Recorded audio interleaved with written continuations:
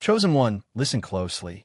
God has just closed the test book with your name written across it, and the result is undeniable. Across the top of your life, heaven has written one word in bold, unmistakable letters: past. The season you've been walking through, the one marked by silence, pressure, delay, and unseen battles, has reached its conclusion. What felt like heaven withholding its voice has now shifted into heaven releasing its roar. The trial phase is over, and the revelation phase has begun. What you endured was not wasted, overlooked, or misunderstood by God. Every moment was observed, measured, and divinely accounted for. Right now, even as you receive this word, things are moving in the unseen realm on your behalf. Angels are being reassigned. Alignments are being adjusted. Doors that were sealed for your protection are beginning to unlock for your promotion. Your season has transitioned from testing to testimony, from hidden to honored, from preparation to manifestation. And what is about to be revealed will finally make sense of every closed door, every unanswered prayer, every lonely stretch where it felt like you were walking without support. None of it was accidental. None of it was punishment. It was preparation for this exact moment. Understand this clearly. You did not stumble upon this message by chance. This is not a coincidence, and it is not random encouragement. Heaven arranged this encounter. God orchestrated this moment because you passed something that many never even recognize, let alone survive, a divine test designed specifically for your calling. The trials you endured were not simply hard times. The silence you walked through was not abandonment. The pressure that felt like it might crush you was not meant to destroy you. It was meant to shape you, strengthen you, and prepare you for a destiny that ordinary faith could never sustain. If something in your spirit is stirring right now, that's not emotion, that's recognition. Your spirit knows this word is for you. Stay to the very end, because we will pray together and seal this moment. And as an act of agreement, don't stay silent. Let heaven see your response. Let your declaration activate what God has already approved. This is your moment, chosen one. The test is over, and everything is about to change. Let's be clear about what you just came through, because understanding the nature of the test gives meaning to the victory you now stand in. What you faced was not ordinary hardship, not a streak of bad luck, not a series of unfortunate events strung together by chance.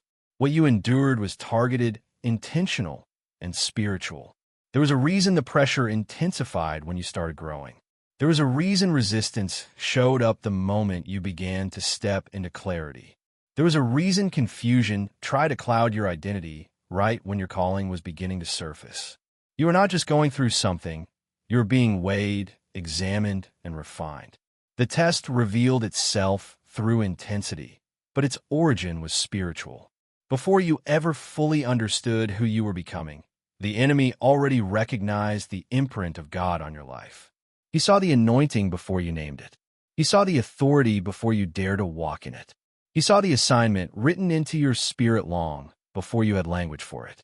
And because of that, he didn't wait. He launched an assault designed to stop you early, derail you quietly, and wear you down internally before you ever reached visible impact. This wasn't about destroying your circumstances. It was about dismantling your confidence, your faith, and your sense of purpose. That is why the attacks came in layers. Delay showed up first, whispering that God had forgotten you, that nothing was happening, that time was passing you by. Confusion followed, blurring your discernment, making you question decisions you once felt peace about, causing you to second-guess your calling and doubt whether you heard God correctly. Isolation crept in next, separating you from voices that once encouraged you, cutting off familiar support, leaving you to wrestle alone with questions no one else could answer. And then shame tried to seal the deal, convincing you that if things were this hard, maybe you weren't worthy, maybe you missed it, maybe you were never chosen at all. But here is where the test began to reveal its true purpose. You didn't quit.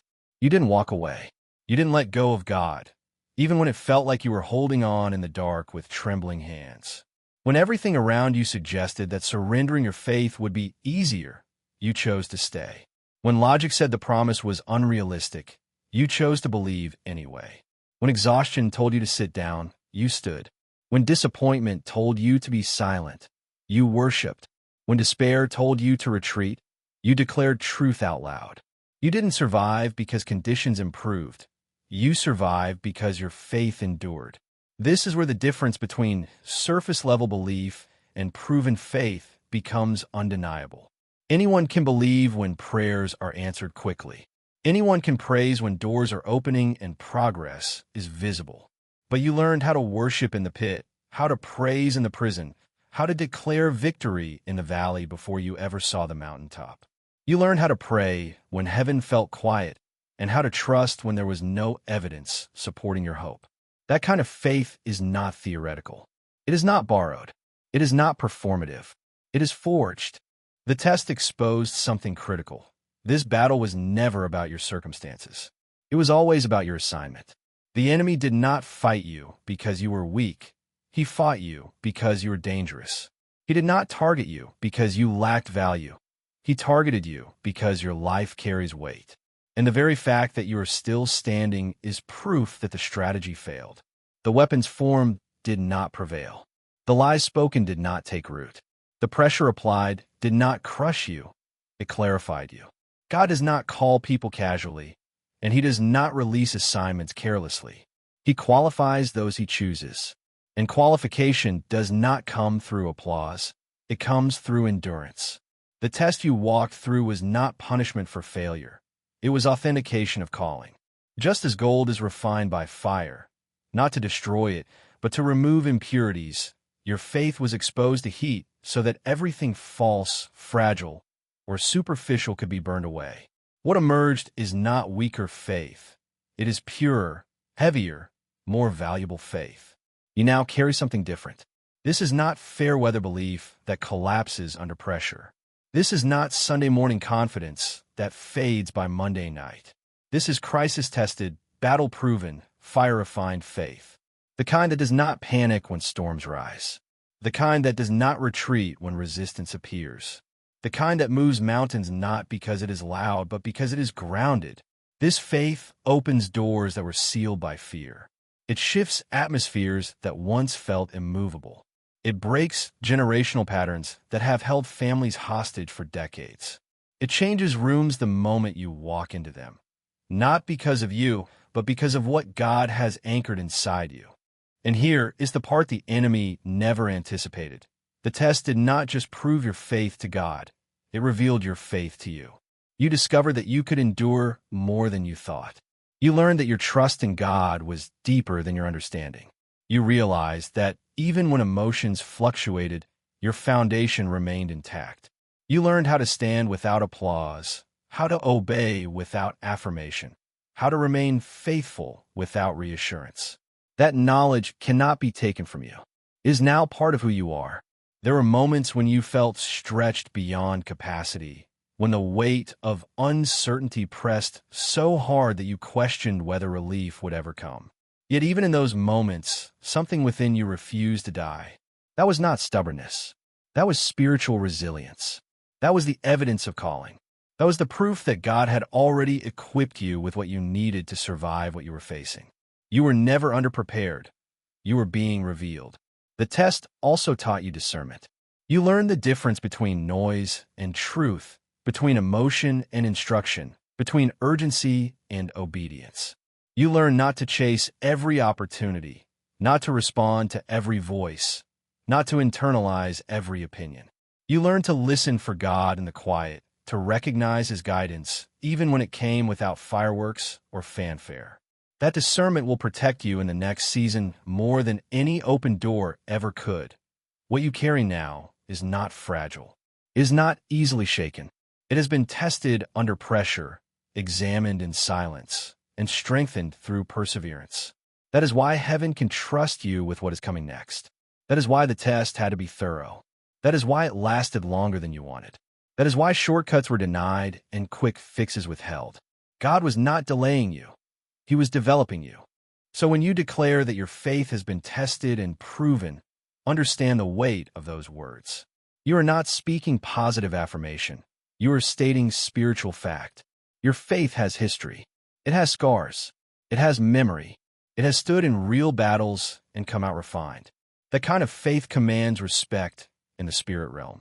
It does not beg doors to open. It walks through them when God releases the timing. The enemy threw everything he could to stop you before you ever stepped fully into your assignment. And he failed, not because you were perfect, but because you were persistent. Not because you never struggled, but because you never surrendered your faith. Not because the fire wasn't hot, but because God was present in the fire with you. You passed because you stayed. You passed because you trusted. You passed because you held on when letting go would have been easier. And now, because the test has done its work, you are carrying something heaven can build on. What comes next will require this kind of faith, not to survive, but to lead, to build, to impact, and to shift environments wherever God sends you. This is only the beginning of understanding what you've been prepared for. Now that you understand the nature of the test and the faith it forged within you, it becomes necessary to understand why the process unfolded the way it did. Passing the test was never only about proving endurance. It was about preparing your character to carry what God has already decided to release. Destiny without maturity becomes a burden, and promise without preparation can become destructive instead of elevating. That is why God does not rush promotion, even when the calling is clear. He develops the vessel before he pours out the oil. God could have fulfilled the promise sooner. But if your inner life had not been aligned with the weight of the assignment, the very blessing you prayed for would have crushed you. Visibility requires stability. Authority requires humility. Influence requires surrender. What you were walking through was not delay for delay's sake. It was divine alignment. God was ensuring that when doors opened, you would not only walk through them, you would remain standing once you did. This is why character was at the center of the process. The test stripped away illusions, self-reliance, and the need for validation. It confronted the parts of you that wanted recognition before readiness and success before submission. In the silence, pride had no audience. In obscurity, ego had nowhere to perform. You were left with one question that surfaced again and again. Would you still seek God if he gave you nothing but his presence? And you answered that question with your obedience. Look at the pattern God has always followed. David was anointed as king while still a teenager, yet the throne remained out of reach for over a decade. He returned to fields, caves, and battlefields, not because God forgot his promise, but because the crown demands a heart shaped by humility. Had David been crowned too soon, the weight of authority would have exposed immaturity instead of leadership.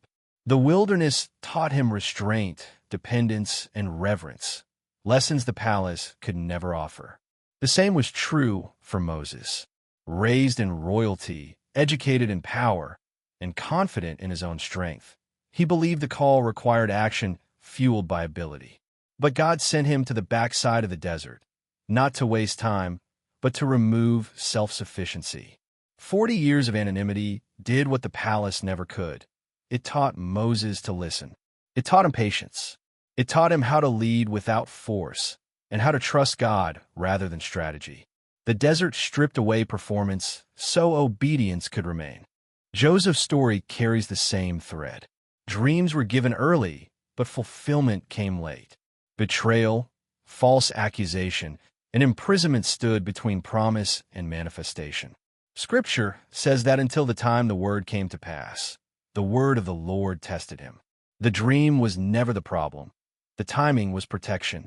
God was shaping Joseph into someone who could handle authority without bitterness, power without revenge, and influence without corruption. Your story follows this same divine pattern. Obscurity was not abandonment. It was protection. God hides assignments before he reveals them, because premature exposure attracts unnecessary opposition. If you had been elevated too soon, the enemy would have attacked you before you were fortified. If you had been celebrated before you were grounded, the weight of expectation would have distorted your identity. If every door had opened when you wanted, the foundation would not have been strong enough to sustain what followed. In the hidden season, God was working where no one else could see. He was strengthening your inner life, aligning your motives, refining your discernment, and anchoring your identity in him alone. When applause disappeared, your dependency shifted. When recognition faded, intimacy deepened. When support withdrew, trust was solidified. The absence of external affirmation forced you to build an internal conviction that cannot be shaken by opinion or circumstance. And this is where relationships were tested as well. Every season reveals alignment. Some people were present for your planting, but not your harvest. Others were assigned to your past, not your future. During the process, certain voices grew quieter, some connections fell away, and some relationships dissolved altogether. That loss felt painful, confusing, and at times deeply personal. But it was not rejection, it was refinement. Not everyone is equipped to walk with you into the next season. Some people benefit from who you were, but cannot steward who you are becoming. God allowed certain relationships to unravel because where you're going requires alignment, not just association. You needed covenant connections, not convenience. You needed loyalty over familiarity. You needed truth over comfort. The pruning was not punishment, it was positioning. The isolation you experienced was not meant to leave you empty.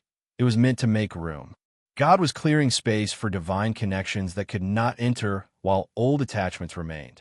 He was removing distractions that diluted your focus and voices that blurred your discernment.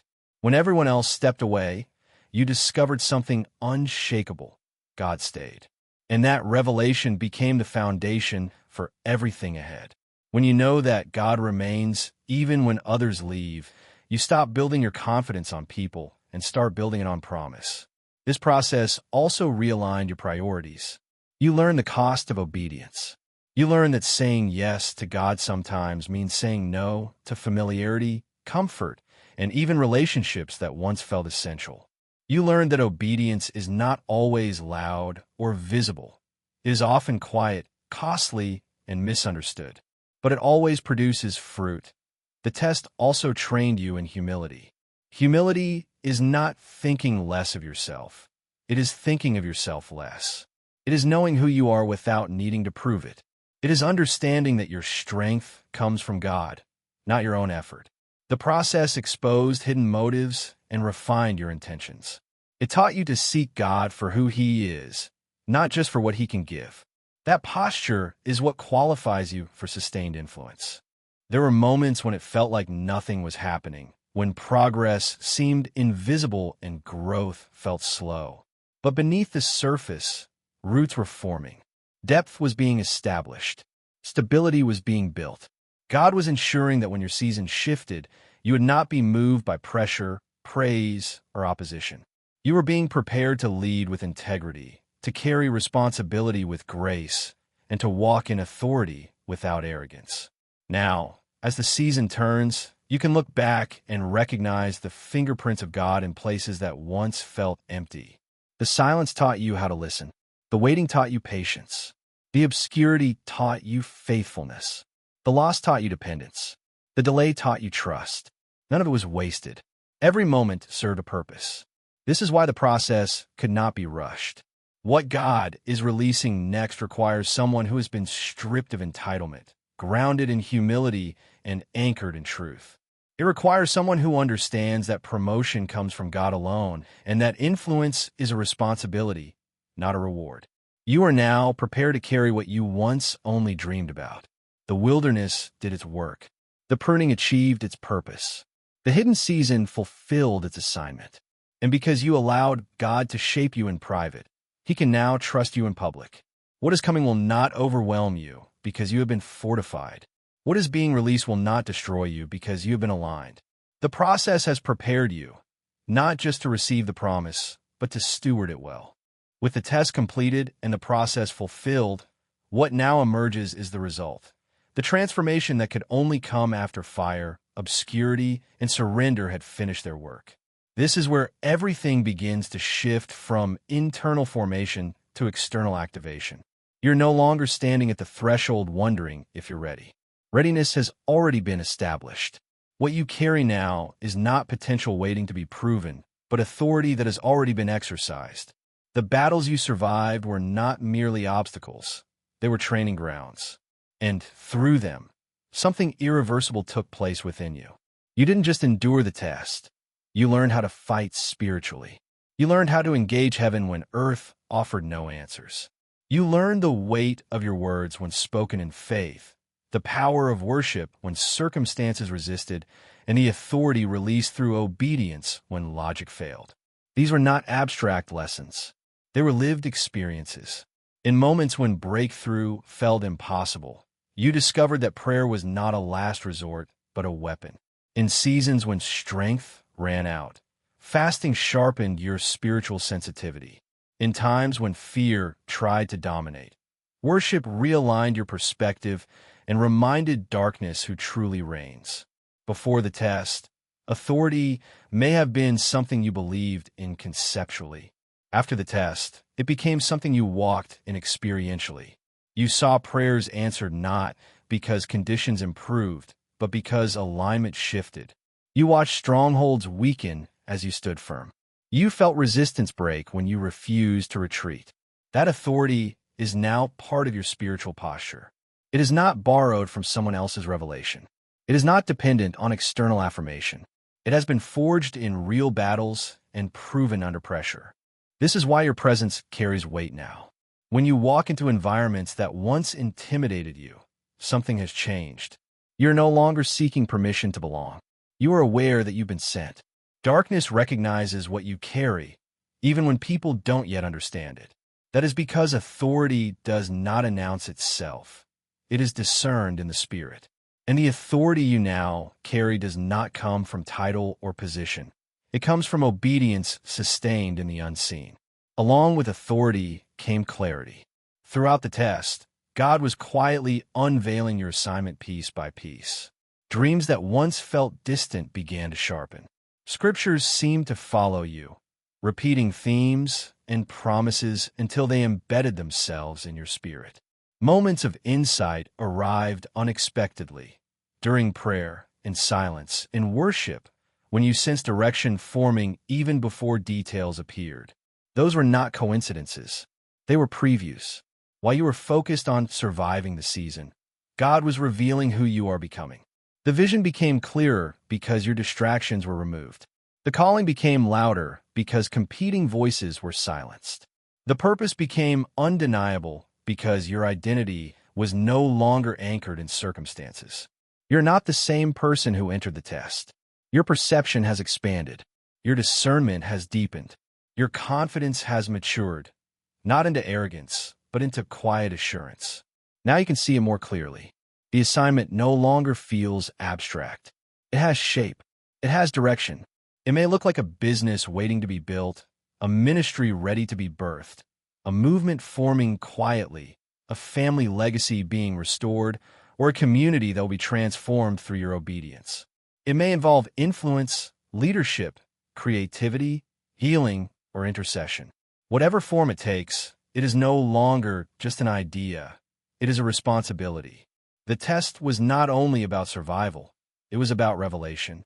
It unveiled who you really are and what you're truly called to do. And with that unveiling comes instruction.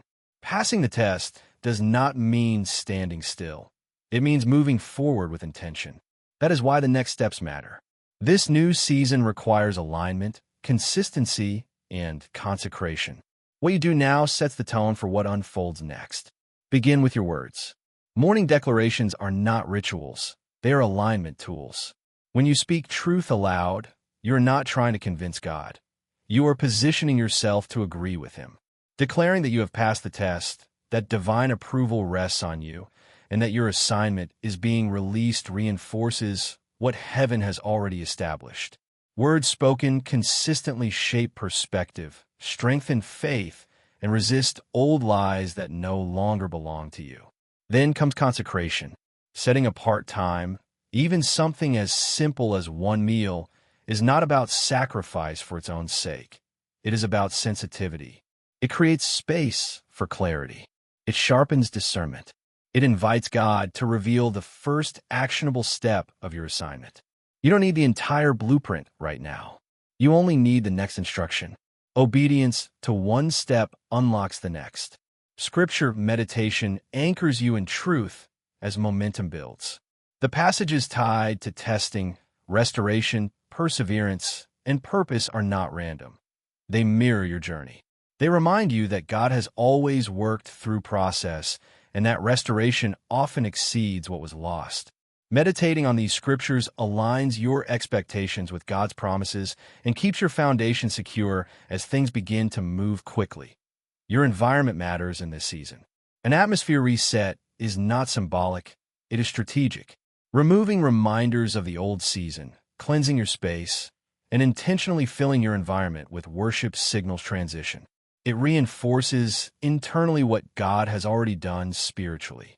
You are declaring that this is a new chapter and that your surroundings will reflect the shift. Obedience becomes especially important now. There may be something God has already prompted you to do, an offering to give, a call to make, a project to start, a step you've been postponing. Delayed obedience creates unnecessary resistance. Prompt obedience unlocks acceleration. You don't have to understand how it will work. You only need to respond. Movement invites momentum. Gratitude seals the process. Writing down what you're thankful for from the test reframes the pain into purpose. It acknowledges growth, protection, and lessons learned. Gratitude does not deny difficulty. It redeems it. When you thank God for what refined you, you close the door to resentment and open the door to multiplication. And now, the declarations you speak over your life carry greater authority because they align with experience, not theory. Declaring divine approval, acceleration, wisdom, restored relationships, provision, health, and purpose is not wishful thinking. It is agreement with what God has already prepared. You are not trying to make something happen. You're stepping into what has been forming all along. As these declarations take root, something shifts in how you move. You no longer rush in insecurity. You no longer hesitate in fear. You move with intention, aware that timing is no longer working against you, but with you. You understand that what once took years may now unfold in months. Not because you forced it, but because the foundation is ready. You also recognize that your story is no longer just about you. Your testimony carries power. What you survived will inspire others. What you learned will guide others. What you overcame will break cycles for others. The authority you carry is not only for personal breakthrough, it is for impact. Generations will be affected by what you choose to do with what you've been given. And finally, you step forward with confidence, not in yourself, but in God who equipped you. You renounce every lie whispered during the test and embrace truth that has now been confirmed by experience. You walk aware that darkness does not intimidate you because it recognizes the authority you carry. You are not late. You are not delayed. You are not denied. You are aligned. The test is complete. The process has done its work. The result is clear. You are ready, not because you feel fearless, but because you are faithful. What comes next will not catch you unprepared. Heaven has already made room. Now it's time to walk forward, step into your assignment, and watch what God releases through a life that has been tested, refined, and proven. This is your activation. This is your moment. And everything that was forged in the fire is about to be put to you as everything comes together. This moment is not meant to end with inspiration alone. It is meant to be sealed with intention, agreement, and surrender. What you have received is not just understanding, it is confirmation. The season has shifted, and now heaven invites you to step fully into alignment with what has already been approved. This is where words become covenant, where belief turns into declaration, and where revelation is anchored through prayer. So take a breath and allow your spirit to settle into what God has done. You are not standing at the edge of uncertainty anymore. You are standing in divine approval. The test is finished, and the result has already been declared. Now you speak in agreement with heaven. You declare that you have passed the test and that God's favor rests upon you. You receive divine acceleration, knowing that what once required years of striving will now unfold through alignment and obedience. You declare that you step into your assignment with confidence, not because you have all the answers, but because God has already equipped you for this moment. This is also where old narratives lose their power. Every lie whispered during the testing season, every voice of doubt fear, delay, or inadequacy is renounced. In its place, truth takes root. Truth about who God is. Truth about who you are becoming. Truth about the authority you now carry. Closed doors that once felt final begin to reopen, not through force, but through timing.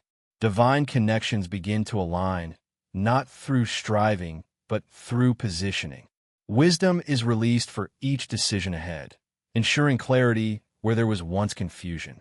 Now, as we bring this journey to a close, it becomes a beginning. Prayer is not a formality here. It is activation. It is where what has been spoken is sealed in the Spirit. God is thanked for the work He has completed, for the strength released in weakness, and for the refinement that produced endurance. Every lingering residue of the old season is broken. Clarity replaces confusion. Courage replaces hesitation. Acceleration replaces delay. Protection surrounds every step, and confirmation begins to appear in tangible ways. Open doors, divine encounters, and undeniable peace. And as you move forward, you're not meant to walk alone. Your testimony now carries light for others still in the fire. Sharing what God has done becomes an act of obedience, a lifeline for someone still waiting for breakthrough. Stay connected. Stay aligned. Stay attentive. God is not finished revealing what this new season holds. This is not a promise that is coming. It is a reality that has arrived. Now go forward in your authority. Walk in your assignment, and watch heaven move on your behalf.